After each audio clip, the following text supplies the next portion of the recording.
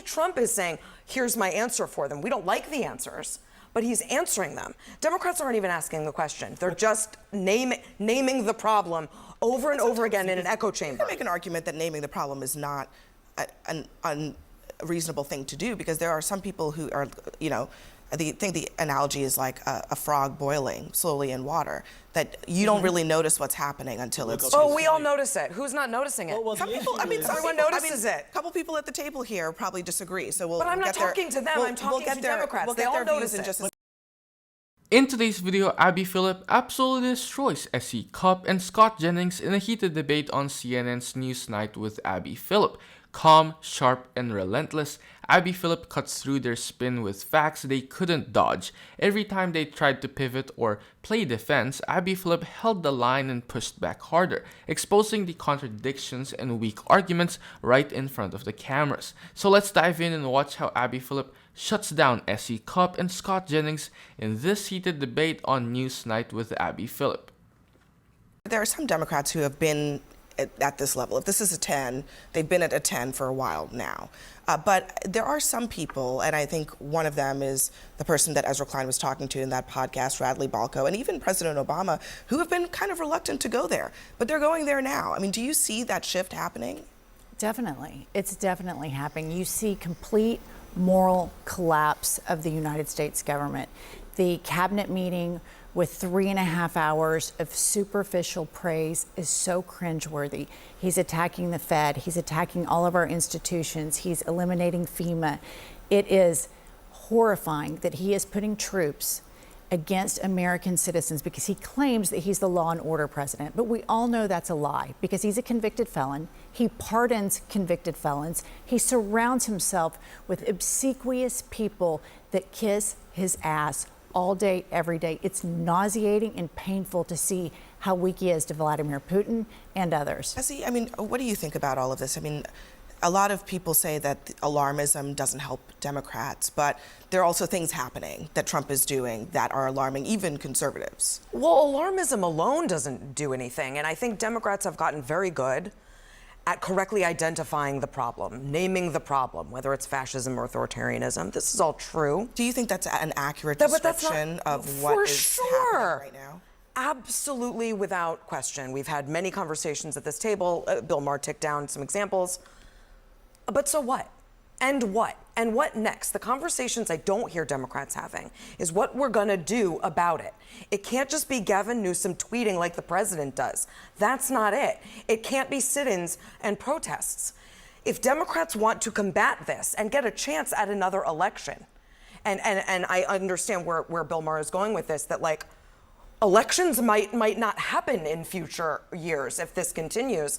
They've got to win. They've got to win elections. And no one in the party, and I talk to Democrats all day long, no one is talking about where's our agenda? Where's our New Deal, our contract with America? What's our platform to identify and solve the problems that Americans are screaming they have? What's striking here is that SC Cupp is downplaying just how unprecedented Trump's behavior has been.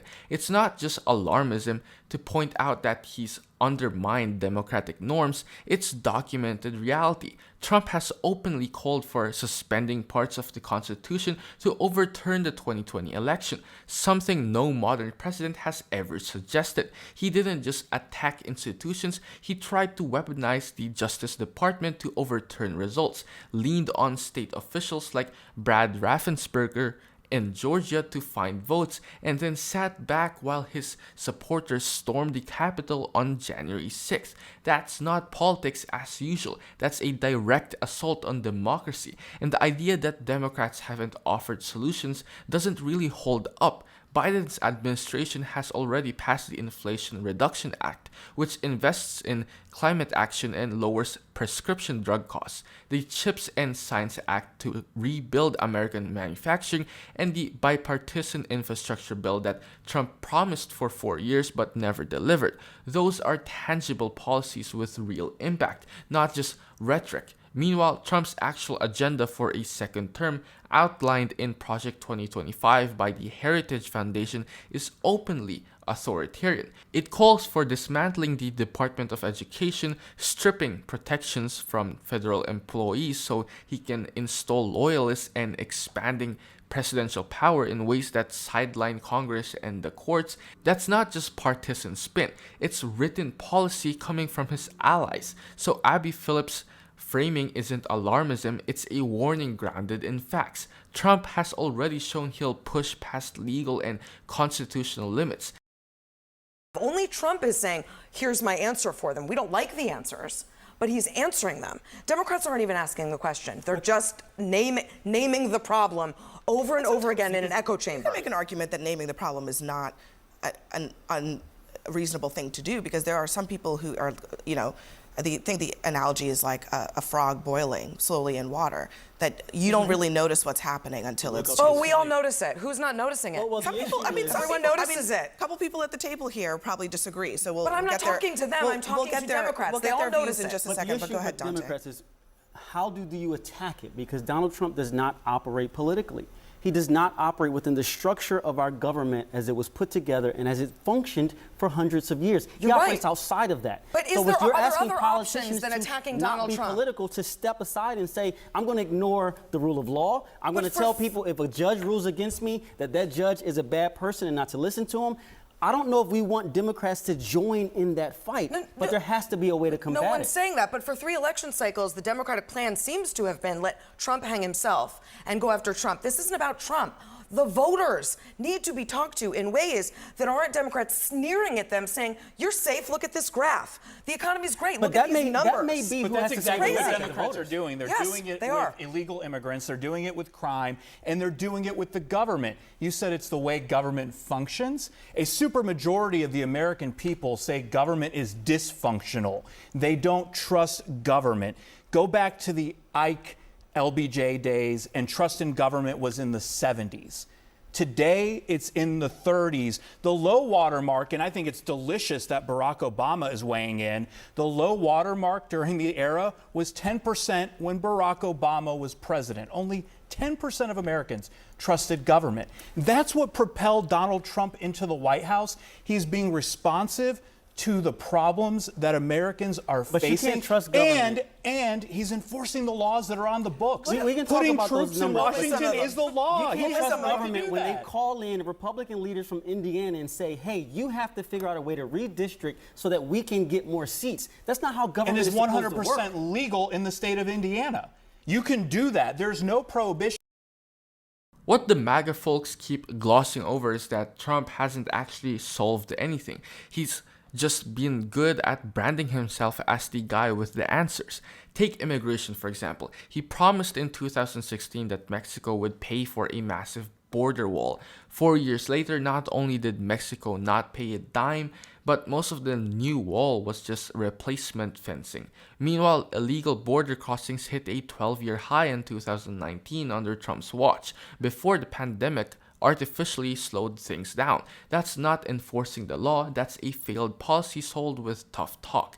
On crime, the narrative also doesn't hold up. FBI data shows that violent crime actually dropped during Biden's first 2 years, with homicides down about 13% in 2023 alone, one of the largest single-year decreases on record. Trump, on the other hand, oversaw a 30% spike in murders in 2020, the biggest increase in modern history. So if safety and law enforcement are the measuring sticks, the numbers don't support the MAGA talking points. And let's be real about distrust in government. Yes, confidence has fallen, but it didn't start with Obama. It's been steadily declining since the Vietnam War and Watergate in the 1970s. Pretending Trump tapped into something new ignores decades of history. And instead of fixing the dysfunction, Trump made it worse by pressuring DOJ officials to overturn the election, refusing to accept court rulings he didn't like, and cozying up to autocrats abroad. That's not restoring trust, that's burning down the house. The irony is, progressive side actually has the receipts. Infrastructure finally getting built after years of infrastructure week jokes. Prescription drug costs capped for seniors. Manufacturing investments hitting record highs thanks to the CHIPS Act. Those are solutions. Trump may sound responsive, but his track record shows chaos, not results. Now, whether they will do it or not, I think this I is don't a, know. hold on. Don't you This is, think this that is erodes actually trust in this is a government? very key point that you just brought up. I mean, whether it's Indiana or anything else that Trump is doing, DC, lots of things are permissible. But many presidents, many political figures before Trump did not do them because in this country, you have choices here, right? There are laws on the books that allow you to do certain things, and many politicians say, we're not going to go there because, let's say, hypothetically, that's reserved for extreme circumstances. I think what people are responding to right now is Trump looking at all those things and saying, I'm going to do what, as he said, whatever I want, if there is any inkling of a chance that I have the power to do it. Well, he is exercising political power, and as Pete pointed out about the redistricting, it is legal to do. I think the National Guard in Washington, D.C. not only is legal, but I think even the mayor of Washington, D.C. this week has said, hey, it seems to be working. So I think the alarmism from Trump's biggest detractors is the same kind of rhetoric and alarmism that they were sounding back in September and October during the election. And how did the American people respond to it then? They voted for Donald Trump. The way you solve all problems in a political system is you go out and try to win an election. Yeah. But you can't do redistricting and changing the rules so that sure you can. the votes He doesn't don't- want to run Sure you another can. election. Democrats did not win the last election for a reason. They may not win the next one for a reason. And so in a political system, you have to trust the voters. The voters elected Donald Trump. He's basically running the play that he laid out. And yes, I understand the whining and alarmism now, but the way you solve all your problems in politics is to convince people that you are right and they are wrong, and you do it at the ballot box. What Scott Jennings is framing as just using political power leaves out how Trump consistently blurs the line between what's legal and what's a full-on abuse of power. Sure, some things may be technically permissible, but history shows that other presidents, Republican and Democrat, avoided them because they understood the long-term damage to democratic norms. Nixon, for example, tried to withhold funds Congress had appropriated, but after Train v. City of New York 1975, it was clear presidents can't just do whatever they want with money. That's why Congress passed the Impoundment Control Act. Trump tried to push past that anyway, diverting military funds to build a border wall that Congress explicitly refused to pay for, and courts repeatedly ruled against him. And the idea that voters approved all this by electing Trump ignores some uncomfortable facts. He lost the popular vote in both 2016 and 2020. In 2016, he won the Electoral College while getting nearly 3 million fewer votes than Hillary Clinton. In 2020, over 7 million more people voted for Joe Biden. That's not exactly a mandate for do whatever I want.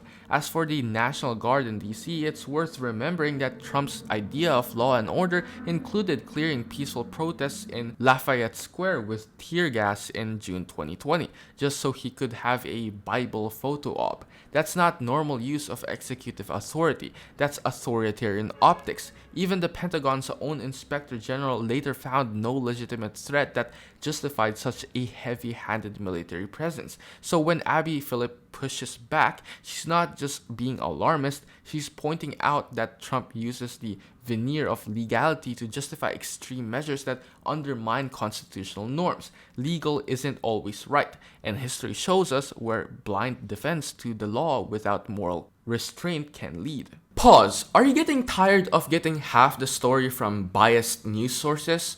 One outlet says one thing and another says the complete opposite.